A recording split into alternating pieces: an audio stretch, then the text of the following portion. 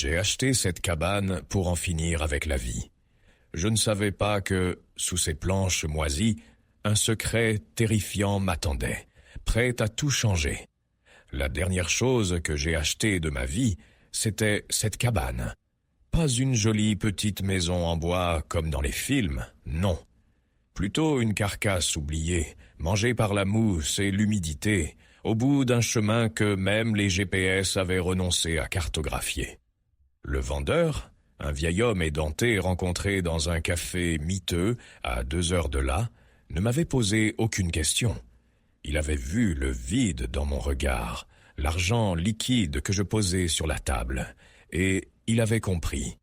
Il y a des gens qui achètent des maisons pour commencer une vie. Moi, j'achetais celle-ci pour terminer la mienne. Le voyage avait été long, silencieux. Le bitume s'était transformé en gravier, puis en un simple chemin de terre défoncé qui secouait ma vieille voiture dans un vacarme de fin du monde. Puis plus de réseau. Parfait. C'était la première condition. Personne ne devait pouvoir me joindre. Personne ne devait pouvoir me retrouver. J'avais vendu mon appartement, vidé mes comptes, laissé une simple lettre pour mon frère, vague et sans appel. Une lettre qui disait « Adieu » sans expliquer le « pourquoi ». Mais il savait le pourquoi. Tout le monde savait. Le pourquoi avait le visage d'Élise, ma femme, et les rires de Chloé, ma fille de 6 ans. Leur visage et leur rire étaient restés piégés dans les tôles froissées de notre voiture, sur cette route verglacée, il y a 1 an et 42 jours. J'étais au volant. J'avais survécu. Eux, non. Depuis, chaque respiration était une trahison, chaque lever de soleil une insulte. Je n'étais plus un homme, j'étais une coquille vide, un fantôme hanté par 2 autres fantômes bien plus réels que moi. La cabane est apparue au détour d'un virage, presque comme une hallucination. Elle était encore plus délabrée que sur les photos. Les planches grises, les volets de travers, le toit affaissé sous le poids des branches mortes. C'était exactement ce que je cherchais, un tombeau. La clé était là où le vieil homme l'avait dit, sous une pierre plate près de la porte. Elle a grincé dans la serrure avec un son de protestation. L'air à l'intérieur était glacial, imprégné d'une odeur de bois humide, de terre et d'oubli. Il n'y avait presque rien. Une table bancale, 2 chaises, une cheminée noircie et un matelas moisi jeté dans un coin. Je n'avais pas besoin de plus. J'ai posé mon unique sac sur la table. Il contenait une bouteille de whisky bas de gamme, un paquet de photos cornées et la corde. Solide, épaisse, achetée dans un magasin de bricolage où le vendeur m'avait demandé si c'était pour de l'escalade. J'avais hoché la tête, un sourire amer aux lèvres. Une sorte d'escalade, oui. La dernière. La première nuit a été la pire. Le silence de la forêt n'était pas paisible. Il était lourd, pressant, rempli de craquements et de murmures que mon esprit, torturé, transformait en pleurs de petite fille ou en reproches silencieux d'Élise. Je me suis assis sur le sol, crasseux, le dos contre le mur froid, et j'ai bu. J'ai bu jusqu'à ce que les contours de la pièce se brouillent, jusqu'à ce que les fantômes reculent un peu, me laissant juste assez de répit pour sombrer dans un sommeil agité. Je comptais attendre quelques jours. Le temps de m'habituer à l'idée, de trouver le bon arbre, le bon moment. Le temps de dire au revoir, une dernière fois, au visage, sur les photos. Mais la solitude que j'avais tant désirée était une bête bien plus féroce que je ne l'avais imaginée. Elle ne me laissait pas en paix. Elle amplifiait chaque regret, chaque parcelle de ma culpabilité écrasante. Le 2e soir, alors que la pluie commençait à marteler le toit en tôle, j'ai entendu un bruit. Ce n'était pas le vent, ni un animal grattant à la porte. C'était différent. Un son sourd, rythmé, qui semblait venir du sol. J'ai d'abord cru à une hallucination, un effet du whisky ou de la fatigue. J'ai tendu l'oreille, retenant ma respiration. Le bruit a recommencé. Un grattement, lent, faible, mais insistant. Mon cœur, que je croyais mort depuis longtemps, s'est mis à battre la chamade. J'ai balayé la pièce du regard. Il n'y avait rien. Juste la saleté, l'ombre et moi. Le son a retenti une troisième fois, plus distinctement. Ça venait de sous le vieux tapis effiloché qui gisait au centre de la pièce. Mes mains tremblaient tandis que je m'approchais. Avec le pied, j'ai repoussé le tapis. Et là, j'ai vu une trappe en bois, presque invisible, avec un anneau de fer rouillé en guise de poignée. Le vendeur ne m'en avait pas parlé. Une peur primale, irrationnelle, m'a saisi. Qui pouvait bien être là-dessous? Qu'est-ce qui pouvait bien gratter dans la cave d'une cabane abandonnée au milieu de nulle part?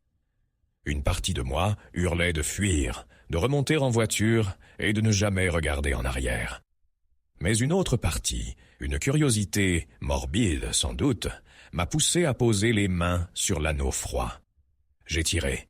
La trappe a résisté, puis a cédé dans un grincement horrible. Une bouffée d'air vicié et d'humidité m'a frappé au visage. En bas, c'était le noir absolu. Je suis resté là, pétrifié, le cœur battant à me rompre les côtes, écoutant le silence qui avait remplacé le grattement. Peut-être que je l'avais rêvé. Peut-être que c'était juste un rat. J'allais refermer la trappe, oublier cet incident et me concentrer sur mon plan. Mais c'est alors qu'un autre son est monté des ténèbres. Un son qui a glacé le sang dans mes veines et fait s'arrêter net tous mes projets. Ce n'était ni un craquement, ni un grattement. C'était un gémissement. Faible, rauque, mais indéniablement humain. Mon plan était simple. Une corde, une poutre, la paix. Ce gémissement venait de tout foutre en l'air. Pendant une longue minute, je suis resté figé, agenouillé au-dessus du trou béant, le cœur battant contre mes côtes comme un oiseau en cage.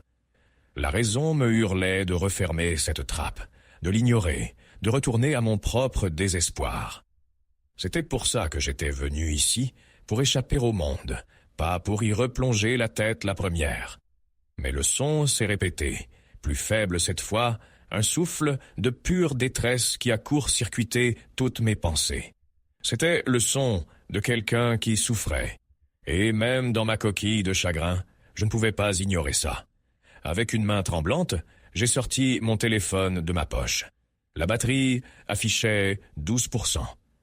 Pas de réseau, bien sûr, mais la lampe torche fonctionnait. J'ai activé le faisceau puissant qui a tranché l'obscurité en contrebas. Il a révélé une courte échelle en bois, humide et glissante, qui descendait vers un sol en terre battue. Une cave. Une simple cave à vin, peut-être. Sauf qu'il n'y avait pas de vin. L'odeur qui montait n'était pas celle du raisin fermenté, mais celle de la peur et de la crasse.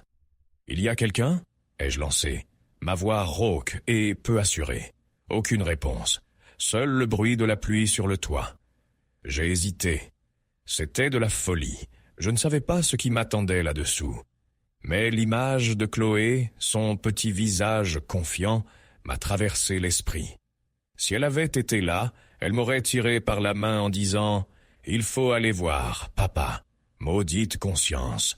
Maudit reste d'humanité qui refusait de mourir. » J'ai enjambé l'ouverture, mes vieilles bottes cherchant un appui sur le premier barreau glissant. Le bois a gémi sous mon poids. J'ai descendu lentement, le faisceau de mon téléphone balayant les murs suintants de la cave. Et puis, je l'ai vue. Dans le coin le plus éloigné, recroquevillée sur elle-même, une forme humaine. Une femme. Ses cheveux longs et sombres cachaient son visage, mais je pouvais voir la saleté sur sa peau, les haillons qui lui servaient de vêtements. Elle était pieds nus, et à sa cheville, une chaîne. Une chaîne épaisse, en fer, dont l'autre extrémité était scellée dans le mur de pierre par un gros piton rouillé. Le souffle m'a manqué. Ce n'était pas une hallucination, c'était réel. Une prisonnière. Ici, sous mes pieds, depuis combien de temps? La bouteille de whisky et la corde dans mon sac m'ont soudain paru ridicules. L'expression d'un luxe égoïste. Ma souffrance, si totale et absolue quelques minutes plus tôt, s'est contractée pour laisser place à une horreur glaciale. J'ai fait un pas vers elle. Le bruit de mes bottes sur la terre a dû l'alerter. Elle a relevé la tête brusquement, et j'ai vu son visage. Un visage émacié, creusé par la faim et la terreur. Mais ses yeux brillaient d'une lueur sauvage, défiante. Elle s'est traînée en arrière, aussi loin que la chaîne le lui permettait, comme un animal acculé. « N'approchez pas !» a-t-elle sifflé, sa voix cassée par la déshydratation. J'ai levé les mains en signe de paix, en essayant de garder la lumière loin de son visage. Je ne vous veux aucun mal. Je viens d'acheter cette cabane. Je ne savais pas que... » Les mots se bousculaient dans ma gorge. Comment expliquer l'inexplicable ? Elle me dévisageait, ses yeux passant de mon visage à la lumière du téléphone, essayant de comprendre. La méfiance luttait contre l'épuisement sur ses traits. « De l'eau » ai-je dit doucement. « Vous voulez de l'eau » J'avais une bouteille dans mon sac, là-haut. Sans attendre sa réponse, je suis remonté aussi vite que possible. J'ai attrapé la bouteille et je suis redescendu. Je me suis accroupi à distance respectable et je l'ai fait rouler doucement dans sa direction. Elle l'a regardé comme si c'était un serpent. Puis, avec une rapidité foudroyante, elle s'en est emparée. Ses mains tremblaient tellement qu'elle a eu du mal à la dévisser. Elle a bu à longues goulées, avidement, l'eau coulant sur son menton et son cou. Quand elle a enfin repris son souffle, elle a posé la bouteille vide à côté d'elle. Un peu de vie était revenu dans son regard. « Qui vous a fait ça ?» ai-je demandé, ma voix à peine un murmure. La terreur est revenue instantanément dans ses yeux. Elle a secoué la tête, les larmes commençant à luire sur ses cils. « Il ne faut pas rester ici », a-t-elle chuchoté. « Il va revenir, il revient toujours vérifier. » « Qui ? Le vieil homme qui m'a vendu cet endroit ?» Elle a hoché la tête, son corps entier secoué de tremblements. « Il faut partir. Partez maintenant !» Mon regard s'est posé sur la chaîne, sur le lourd cadenas qui la fermait à sa cheville. « Je ne pars pas sans vous. » C'était sorti tout seul, les mots d'un homme que je ne reconnaissais plus. L'homme qui voulait mourir il y a 10 minutes. J'ai examiné le cadenas. Il était massif. Impossible de le casser sans une pince, monseigneur, ou une meuleuse. Des outils que je n'avais évidemment pas. Un sentiment de rage impuissante, une émotion que je n'avais pas ressentie depuis l'accident, a commencé à gronder en moi. « On va trouver une solution », ai-je dit, plus pour moi que pour elle. « On va ». C'est à ce moment-là que je l'ai entendu. Un son faible, lointain, mais qui tranchait avec le martèlement régulier de la pluie. Un bruit mécanique, irrégulier. Le son d'un moteur de voiture peinant sur le chemin de terre. Un moteur qui se rapprochait. Le visage de la femme s'est décomposé. La lueur de défi dans ses yeux s'est éteinte, remplacée par une panique pure et absolue qui m'a glacé jusqu'à la moelle. « C'est lui !» a-t-elle articulé dans un souffle d'agonie. « Il est là. La panique est une chose contagieuse. » La sienne a déferlé sur moi, balayant la rage et la détermination. Le bruit du moteur se rapprochait inexorablement, un ronronnement sinistre qui semblait dévorer la forêt et le silence. Mes pensées s'emballaient. Fuir ? Impossible, il me verrait. Ma vieille voiture était garée juste devant la cabane, un phare aveugle dans la nuit pluvieuse. Se cacher ? Où ? J'étais piégé. Nous étions piégés. « Éteignez la lumière !» a sifflé la femme, sa voix un fil ténu de terreur. J'ai obéi d'un geste sec. La cave a été replongée dans une obscurité totale, si dense que je pouvais presque la toucher. J'entendais le cliquetis de sa chaîne, sa respiration saccadée et mon propre cœur qui cognait furieusement contre ma cage thoracique. Le moteur s'est arrêté, puis le claquement lourd d'une portière de voiture. Des bruits de pas lourds et lents sur le sol détrempé. Il était là, sur le seuil. Il faut que je remonte, ai-je chuchoté dans le noir, l'adrénaline transformant ma voix en un son étranglé.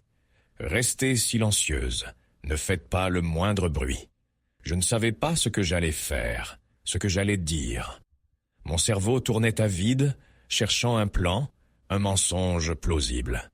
J'ai tâté l'échelle dans le noir, et j'ai commencé à grimper, chaque barreau grinçant sous mon poids, semblant hurler notre présence. Arrivé en haut, j'ai jeté un regard en arrière dans le trou noir. Je ne la voyais pas, mais je sentais sa présence, son effroi.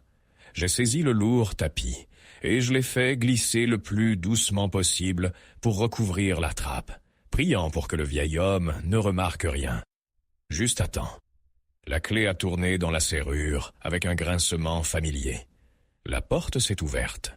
Le vieil homme se tenait sur le pas de la porte, une silhouette trapue découpée par la lumière blafarde de l'extérieur. Il tenait une lampe à pétrole qui projetait des ombres dansantes et inquiétantes sur les murs. Il n'avait pas l'air surpris de me voir. Son visage édenté s'est fendu d'un sourire qui n'atteignait pas ses petits yeux porcins. « Alors, le citadin, a-t-il dit d'une voix pâteuse, on trouve le sommeil difficile. La campagne, c'est pas fait pour tout le monde. » J'ai essayé de paraître calme, de maîtriser le tremblement de mes mains. J'ai montré la bouteille de whisky vide sur la table. Un peu trop fêté ma nouvelle acquisition. Ai-je menti, espérant que ma voix était assurée. J'ai oublié quelques affaires dans ma voiture, je suis revenu les chercher. Et vous? Je ne m'attendais pas à vous voir si tôt. Son regard a balayé la pièce, s'attardant une seconde de trop sur le tapis au sol. Mon cœur a raté un battement. Avait-il remarqué qu'il avait bougé? J'ai oublié de vous donner ça, a-t-il dit en sortant une grosse clé rouillée de sa poche. Il l'a jetée sur la table. C'est pour la remise, derrière. Il y a du bois de chauffage. Vous en aurez besoin, les nuits sont fraîches. C'était un prétexte, je le savais. Il était venu pour elle, pour la vérifier, comme elle l'avait dit. La tension dans la pièce était palpable. Le bruit de la pluie sur le toit semblait assourdissant. Je devais le faire partir. « Merci, c'est aimable », ai-je dit en me forçant à sourire. « Bon, je ne vais pas vous retenir. La route doit être mauvaise avec ce temps. » Il n'a pas bougé. Il m'observait, ses petits yeux plissés, comme s'il essayait de lire en moi. Il a reniflé l'air. « Vous avez fumé ici ?»« Non, pourquoi ?»« Ça sent bizarre. Une odeur de peur, peut-être. » Il a fait un pas à l'intérieur, la lumière de sa lampe éclairant mon visage. « Vous n'avez pas l'air bien, mon garçon. Tout ce chagrin, ça vous ronge, hein? J'ai vu ça dans vos yeux dès le premier jour. C'est pour ça que vous êtes venu ici, pour en finir. » Ces mots m'ont frappé comme un coup de poing. Il avait tout vu, tout compris, et il s'en servait contre moi. « Je ne vois pas de quoi vous parlez, » ai-je marmonné, reculant d'un pas. « Oh si, vous voyez très bien. » Son sourire s'est élargi, révélant ses gencives nues. « Mais vous avez trouvé quelque chose d'autre, n'est-ce pas? Quelque chose qui a changé vos plans. » Il a avancé lentement, posant sa lampe sur la table. La lueur jetait une lumière crue sur son visage et sur le mien. Il se dirigeait droit vers le tapis. Mon sang s'est glacé. Je devais l'arrêter. Je me suis interposé, essayant de paraître nonchalant. « Écoutez, je suis fatigué. On pourra parler demain si vous voulez. » Il m'a ignoré. Il a donné un coup de pied dans le tapis, le déplaçant juste assez pour révéler le coin de la trappe et l'anneau de fer. Le silence qui a suivi a duré une éternité. « Tiens, tiens !» a-t-il soufflé, ses yeux fixés sur la trappe, puis remontant lentement vers les miens. « On dirait que vous avez été curieux. » Son sourire avait disparu. Son visage était maintenant un masque de fureur froide. Il a plongé la main dans la poche de sa veste et en a sorti quelque chose. Ce n'était pas une arme à feu. C'était bien pire. C'était une seringue remplie d'un liquide trouble. « Je déteste les curieux, » a-t-il dit d'une voix glaciale. « Elle est à moi. Personne ne me la prendra. et comme vous vouliez mourir de toute façon, je vais juste vous donner un petit coup de pouce. » Il s'est jeté sur moi. Je n'ai eu que le temps de lever le bras pour me protéger. La chaise la plus proche a volé en éclats sous la force de notre lutte. Il était vieux, mais il avait la force noueuse et brutale de ceux qui ont passé leur vie à travailler la terre. La pointe de l'aiguille a effleuré mon cou. J'ai poussé de toutes mes forces, le faisant reculer contre la table. La bouteille de whisky vide a roulé et s'est écrasée au sol dans un bruit de verre brisé. Il a grogné de rage, essayant de me planter la seringue dans la jugulaire. Dans un geste désespéré, ma main a trouvé l'un des tessons de verre sur le sol. Il était lourd, coupant. Sans réfléchir, j'ai frappé. Le tesson s'est enfoncé dans son épaule avec un bruit sourd et humide. Le vieil homme a poussé un grognement, plus de surprise que de douleur, et sa prise sur moi s'est relâchée. La seringue est tombée, roulant sous la table. J'ai profité de cette fraction de seconde pour le repousser de toutes mes forces. Il a trébuché en arrière, ses yeux s'écarquillant de fureur, avant de s'effondrer lourdement sur le sol, sa tête heurtant une des chaises brisées. Il ne s'est pas relevé. Le silence est retombé, profond, absolu, seulement troublé par le crépitement de la pluie et ma propre respiration haletante. Je suis resté là, debout au milieu du chaos, le tesson de verre encore serré dans ma main, le sang martelant à mes tempes. Avais-je tué un homme? L'idée m'a traversé l'esprit, froide et tranchante, mais elle a été aussitôt balayée par une pensée bien plus urgente, elle. J'ai lâché le verre, me suis précipité vers le corps inerte, et avec une répulsion que j'ai dû surmonter, j'ai fouillé ses poches. Mes doigts tremblants ont trouvé un trousseau de clés graisseuses. L'une d'elles était plus petite, plus vieille. C'était forcément celle-là. J'ai arraché le tapis, soulevé la trappe, et suis descendu à toute vitesse, la petite clé serrée dans ma paume comme un trésor. Elle était toujours là, dans le coin, les yeux immenses, fixés sur l'ouverture de la cave, attendant le retour de son bourreau. Quand elle m'a vu, un mélange de peur et d'espoir a traversé son visage. Il est, a-t-elle commencé, incapable de finir sa phrase. « Il ne vous fera plus de mal », ai-je dit, ma voix tremblante. Je me suis agenouillé près d'elle et j'ai inséré la clé dans le cadenas. Elle a tourné avec difficulté, mais elle a tourné. Le clic du mécanisme qui se déverrouillait a résonné dans la petite cave comme un coup de tonnerre. C'était le son le plus libérateur que j'ai jamais entendu. J'ai retiré la chaîne de sa cheville meurtrie. Elle était libre. Les larmes qu'elle avait retenues si longtemps ont commencé à couler silencieusement sur ses joues sales. Elle n'a pas crié, elle n'a pas sangloté. Elle a simplement pleuré, comme si une digue venait de se rompre à l'intérieur d'elle. Je l'ai aidée à se relever. Elle était si faible qu'elle s'est appuyée sur moi de tout son poids fragile.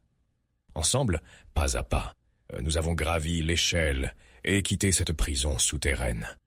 Dans la cabane, je n'ai pas regardé le corps. J'ai attrapé mon sac, je l'ai passé sur mon épaule et j'ai guidé la jeune femme vers la sortie, la protégeant de la pluie avec mon corps. Nous sommes montés dans ma voiture sans un mot. J'ai démarré le moteur, fait demi-tour sur le chemin boueux et nous avons roulé. Je n'ai pas regardé une seule fois la cabane dans mon rétroviseur. Le tombeau que j'avais choisi était devenu le théâtre d'une renaissance inattendue. Nous avons roulé pendant près d'1 heure en silence jusqu'à ce que les barres de réseau réapparaissent sur mon téléphone. Je me suis garé sur le bas-côté. J'ai appelé la police. J'ai donné l'adresse, ou du moins une description aussi précise que possible du chemin. J'ai tout expliqué, d'une voix neutre et détachée. L'achat de la cabane, la découverte, l'agression. J'ai omis une seule chose, la raison pour laquelle j'étais venu là. Quand j'ai raccroché, le silence dans la voiture était différent. Moins lourd, moins terrifiant. Je m'appelle Léna, a-t-elle dit, sa voix à peine plus qu'un murmure. Je me suis tourné vers elle. Pour la première fois, je l'ai vraiment regardée. Sous la crasse et la fatigue, il y avait un visage d'une finesse incroyable, et des yeux verts qui, malgré tout ce qu'ils avaient vu, brillaient d'une force têtue. « Julien », ai-je répondu. Elle a eu un petit hochement de tête. Puis, après une longue pause, elle a posé la question qui flottait entre nous. « Et vous, Julien, qu'est-ce que vous faisiez dans un endroit pareil ?» Le mensonge m'est venu aux lèvres. Une excuse facile, mais j'ai regardé ses yeux et je n'ai pas pu. Elle avait vécu l'enfer. Elle méritait la vérité. J'étais venu ici pour mourir, ai-je avoué, les mots me coûtant plus que tout le reste. Je m'attendais à de la pitié, du jugement, peut-être même de la peur. Mais elle n'a rien montré de tout ça. Elle a simplement tendu sa main et l'a posée sur la mienne, qui tremblait encore sur le volant. Son contact était léger, mais il m'a ancré dans le présent comme rien ne l'avait fait depuis plus d'1 an.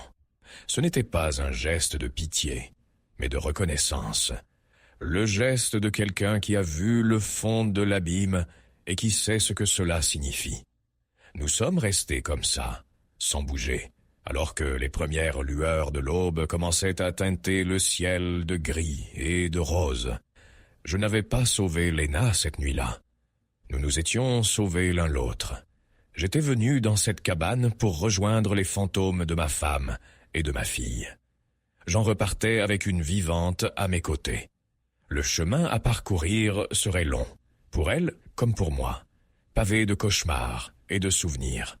Mais pour la première fois depuis 1 an, 44 jours et quelques heures, en regardant cette main posée sur la mienne et l'aube qui se levait devant nous, je n'ai pas eu envie de mourir. J'ai eu envie de voir le jour suivant,